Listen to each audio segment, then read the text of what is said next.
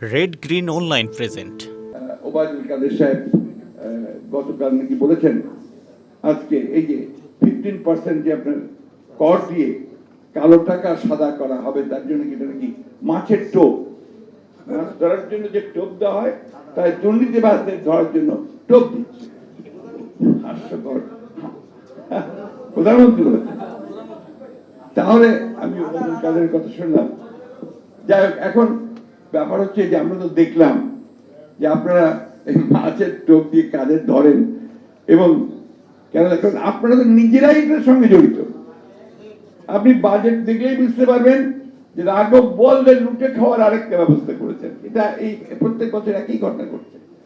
আজকে আমরা এমন একটা শাসক গোষ্ঠীর যাতে করে পড়েছি যারা এখানকার মানুষের কল্যাণের জন্য কোনো কিছু করা তো দূরে থাক, মানুষকে তারা শোষণ করছে, নিগৃহীত করছে, নিপীড়ন করছে, এবং প্রতি মুহূর্তে বাংলাদেশের যে ভবিষ্যৎ, সেই ভবিষ্যৎকে তারা ধ্বংস করে দিচ্ছে। আপনারা বক্তব্য বাড়াবো না, সবাই অত্যন্ত ক্লান্ত। আমি শুধু এই কথাটা আপনাদের বলতে চাই, আমরা সবাই একসাথে আন্দোলন করছি, যুগপৎ আন্দোলন করছি। কেন করছি? যে আমরা সবাই মনে করি যে এখন গণতান্ত্রিক ব্যবস্থায় ফিরে যাওয়াটাই আমাদের একমাত্র উপায়।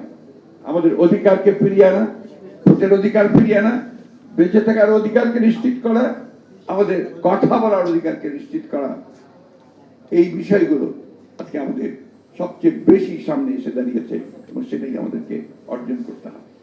এবং যারা আপনার অর্থনৈতিক বিশ্লেষক তারা বলছেন যে এটা আপনার শুধুমাত্র ক্ষতি ছাড়া আর কিছু করবে না। যেখানে সবচেয়ে বড় সংকট এখন সাধারণ মানুষের জন্য ইনফ্লেশন, দ্রব্যমূল্যের এত বেশি বেড়ে গেছে যেটা সাধারণ মানুষের কাছে সহনীয় হচ্ছে না। আজকে এই সমস্ত কথাগুলো বলে একটা ধূম্রজাল সৃষ্টি করে মানুষকে আর কতদিন প্রতারিত করে রাখবে তারা।